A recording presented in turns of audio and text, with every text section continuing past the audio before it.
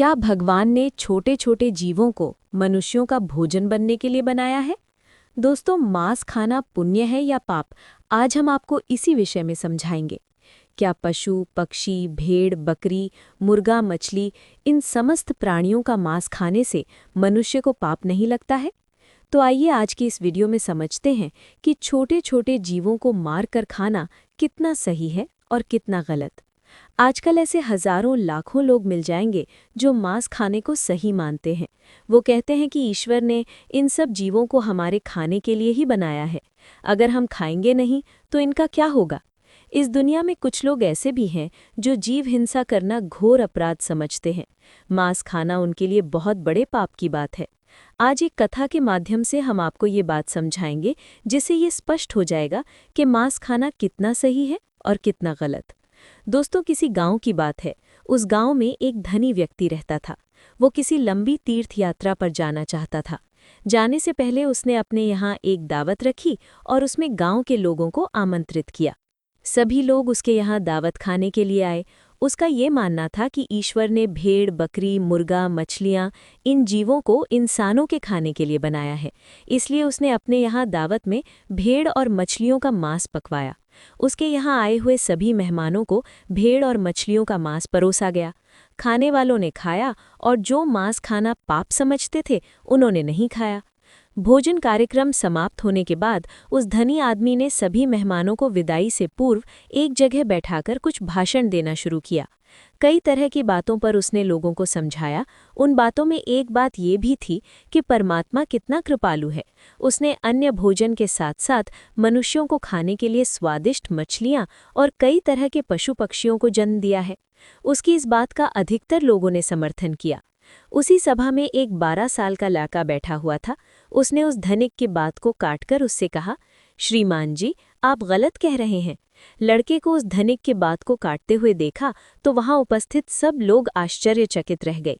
धनिक बोला, बेटे, तुम क्या कहना चाहते हो?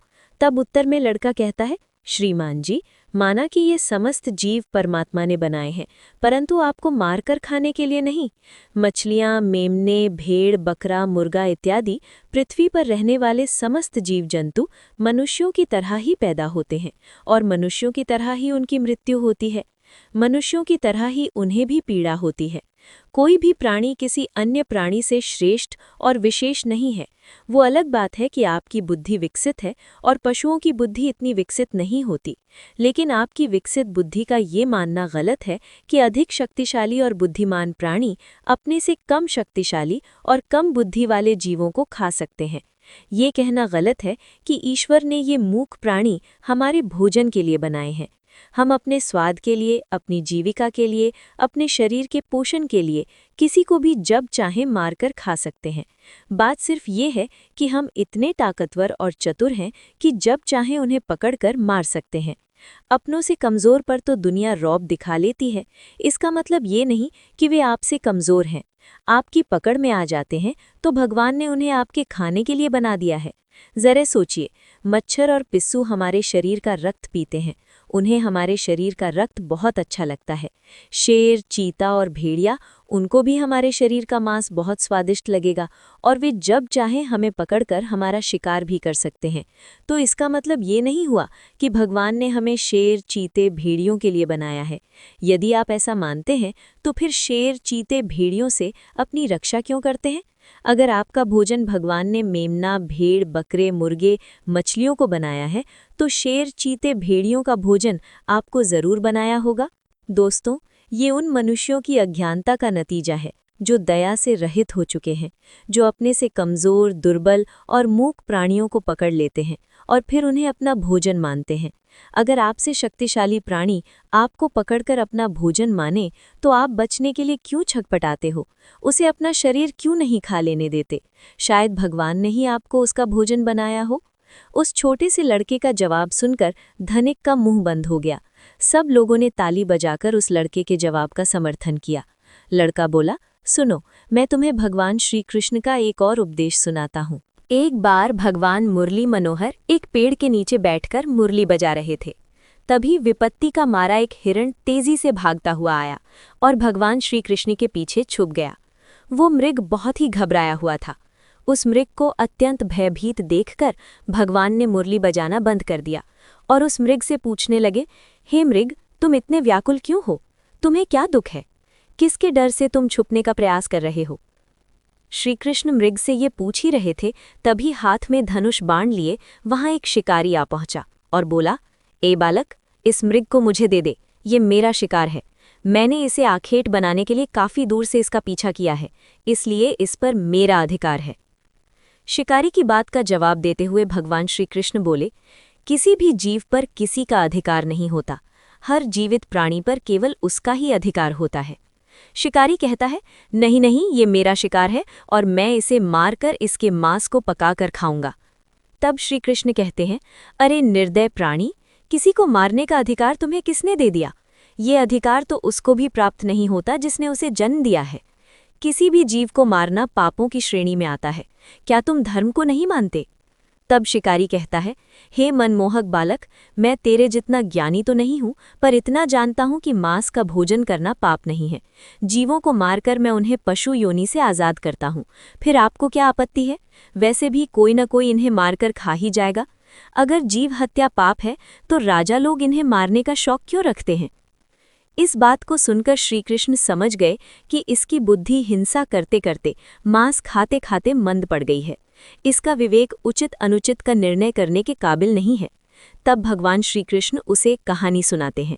हे वत्स, इस विषय पर मैं तुम्हें एक कहानी सुनाता हूँ। इस कहानी को ध्यान से सुनना कि लोग मांस क्यों खाते हैं और इसे खाना पाप है या पुण्य। मगध देश में एक बार भयंकर अकाल पड़ गया था। लोगों की फसलें नष्ट हो चुकी थीं, चारों तरफ भूखमरी फैल गई थी। वहां के जो राजा थे, उन्हें इस बात की बहुत चिंता हुई कि लोगों की भूख की समस्या का समाधान कैसे निकाला जाए। उन्होंने एक सभा बुलाई और अपने सभासदों से पूछा कि लोगों को भोजन देने के लिए सबसे सस्ती वस्तु क्या रहेगी। राजा की बात सुनकर सभी सभासद सोच में पड़ गए कि इसका क्या उत्तर दिया जाए। गेहूं, चावल, आलू उगाने में बड़ी मेहनत लगती है। तब उस सभा में एक मांस खाने वाला व्यक्ति बैठा था। उसने सोचा कि मांस को भोजन में शामिल करने का ये अच्छा मौका है। यदि राजा की अनुमति मिल गई तो हम जीवों को मारकर अपना भोजन बना सकेंगे, मनमानी करेंगे, कोई रोकटोक भी नहीं होगी। उसने राजा को सुझाव दिया कि भूखमरी का संकट दूर करने के लिए मांस से सस्ता कोई विकल्प नहीं है। इसमें धन का भी खर्च नहीं आएगा और श्रम भी अधिक नहीं करना पड़ेगा और हमारा भोजन भी बन जाएगा। सभा में बैठे अन्य लोगों ने इस बात में हाँ में हाँ मिला दी, लेकिन वहां के जो प्रधानमंत्री जी थे, उन्हें ये प्रस्ताव पसंद नहीं आया। वे चुपचाप बैठे रहे। राजा ने पूछा, हे प्रधानमंत्री जी, आप चुप कैसे बैठे हैं? आपकी क्या राय है इस विषय में? तब मंत्री जी ने कहा, महाराज, मेरे हिसाब से मांस सस्ता विकल्प नहीं है। इस विषय पर मैं अपनी राय आपको कल दूंगा। रात होने पर प्रधानमंत्री उसी शख्स के घर पहुंच गए जिसने मांस खाने का प्रस्ताव दिया था। अचानक अपने घर मंत्री को आया देख वो घबरा गया। वो सोचने लगा, जरूर कोई अनहोनी हुई है। मंत्री ने कहा, भाई, शाम को ही महाराज की तबीयत बहुत खराब हो गई है। उन्हें किसी गहरी बीमारी ने घेर लिया है। राजवैद्य ने कहा है कि राजा साहब को अगर किसी बहादुर और हष्ट-पुष्ट इंसान का थोड़ा सा मांस मिल जाए तो वे ठीक हो सकते हैं। आप राजा साहब के बहुत विश्वास पात्र हैं, इसलिए मैं आपके पास आया हूँ। आप राजा को बचाने के लिए जरूर अपने शरीर से थोड़ा सा मांस निकालकर दे सकते हैं। राजा साहब को भी यही उम्मीद है कि आप इस काम के लिए इनकार नहीं करेंगे। आप इसके बदले में जितना चाहे धन ले लें, पर थोड़ा सा मांस दे दें। लाओ, मैं तलवार से तुम्हारे शरीर से थोड़ा सा मांस निकाल लेता हूँ। मंत्री की ये बात सुनकर वो आदमी सन्न रह गया। उसके चेहरे का रंग उड़ गया। वो भागता हुआ गया और अपने घर में से 1,00,000 सुवर्ण मुद्राएं लाकर मंत्री जी को दे दी और बोला, माफ करना, मैं अपने शरीर का मांस नहीं दे सकता। इसके बदले में आप ये पैसे ले जाइए और किसी और को ये पैसे देकर उससे मांस खरीद लीजिए। मंत्री जी बोले, नहीं भाई, राजा ने विशेष रूप से आपका ही मांस लाने को कहा है, क्योंकि आप बहुत तंदुरुस्त हैं। थोड़े से मांस में आपका कुछ नहीं बिगड़ेगा, पर राजा साहब की जान बच जाएगी। इसके लिए मैं तुम्हें राजा से बोलकर मंत्री पद भी दिलवा दूंगा। कृपया आप देरी न करें, थोड़ा सा मांस निकाल कर दे दें। वो शख्स मंत्री जी के पैरों में गिरकर बोला, मंत्री जी, मुझे माफ कर दो। इसके बदले में मैं आपको अपना सब कुछ देने को तैयार हूँ, पर मैं अपने शरीर को काटकर मांस नहीं दे सकता। इतना कहकर वो वहां से भागने लगा। मंत्री जी बोले, आप भाग जाओगे, पर आपका परिवार तो यही रह जाएगा। उसने कहा, मंत्री जी, अपने प्राणों से बढ़कर कुछ नहीं है। जब मैं ही नहीं रहूंगा तो परिवार का क्या करूंगा? मंत्री ने कहा, आपको यहाँ से जाने की जरूरत नहीं है, तुम्हें मांस नहीं देना है तो मत दो, मैं किसी और के पास चला जाता हूँ। इतना कहकर मंत्री जी उससे 1 लाख सुवर्ण मुद्राएं लेकर चले गए। अब उसकी जान में जान आई। इस प्रकार प्रधानमंत्री एक एक करके सभी मंत्रियों के घर गए, सबसे थोड़े से मांस का आग्रह किया, पर सबने अपनी अपनी तिजोरियों से किसी ने 1 लाख, किसी ने 2 लाख, किसी ने 3 लाख तो दे दिए, पर अपने शरीर का मांस नहीं दिया। मंत्री जी उन पैसों को लेकर अपने घर चले आए। वो रकम करोड़ों में इकट्ठी हो चुकी थी। अगले दिन सारे मंत्री सुबह सुबह ही राजा के पास पहुंच गए कि देखिए राजा साहब स्वस्थ हैं या नहीं। उधर प्रधानमंत्री जी भी उन सारे पैसों को लेकर राजा के पास पहुंचे और उन पैसों को राजा के सामने रख दिया। वे पैसे करोड़ों में थे। राजा ने पूछा, मंत्री जी इतने पैसे किस लिए लाए हो? तब मंत्री जी ने पूरी कहानी सुनाई कि महाराज, मैंने झूठ मूठ का एक नाटक किया था। मैंने उन समस्त मंत्रियों से ये कहा कि राजा साहब की तबीयत बहुत खराब है, यदि उन्हें थोड़ा सा मनुष्य का मांस मिल जाए तो वे ठीक हो सकते हैं। महाराज, मंत्रियों ने मुझे इतने पैसे तो दे दिए, पर आपके उपचार के लिए अपने शरीर से थोड़ा सा मांस नहीं दिया। कल यही लोग सभा में मांस का भोजन बहुत सस्ता बता रहे थे। अब आप ही सोचिए कि जीवित प्राणी का मांस कितना सस्ता है और कितना महंगा।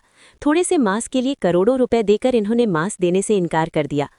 मंत्री जी की बात राजा को अच्छी तरह समझ में आ चुकी थी। इधर भगवान श्री कृष्ण ने उस शिकारी को समझाया कि देखो, अपना शरीर सबको प्रिय होता है, चाहे वो मनुष्य हो या कोई पशु। सभी के मांस की उतनी ही कीमत होती है, सबके प्राण उतने ही मूल्यवान होते हैं जितने कि आपके। इसलिए किसी के शरीर को कष्ट नहीं पहुंचाना चाहिए। मनुष्य की जब अपने प्राणों पर आ बनती है, तब तो उसे अपना शरीर बहुत प्रिय लगता है। दूसरे जीवों को मारने में वो एक पल भी नहीं लगाता, क्योंकि वो दर्दनाक पीड़ा उसको होती है, आपको नहीं। जिस दिन वो पीड़ा आपको होगी, उस दिन मांस की कीमत आपको समझ आ जाएगी। दोस्तों, हम उम्मीद करते हैं कि भगवान लोगों की मानसिकता को बदले, उन्हें इस बात का एहसास कराए कि जीव हिंसा मनुष्य हिंसा के समान ही अपराध है। छोटे से लेकर बड़े जीवों को जीने का परमात्मा ने पूरा अधिकार दिया है। उनका जीवन व्यर्थ नष्ट न करे। अपने थोड़े से आनंद के लिए, थोड़े से स्वाद के लिए उनका जीवन न ले। सबको उतना ही कष्ट होता है जितना कि आपको। दोस्तों, हम उम्मीद करते हैं कि ये कहानी, ये विचार आपको ज़रूर पसंद आए होंगे। यदि वीडियो पसंद आया हो तो आगे भी शेयर कीजिएगा। मिलते हैं अगली वीडियो में एक नई चर्चा के साथ। आप सभी का बहुत बहुत धन्यवाद। जय श्री कृष्ण।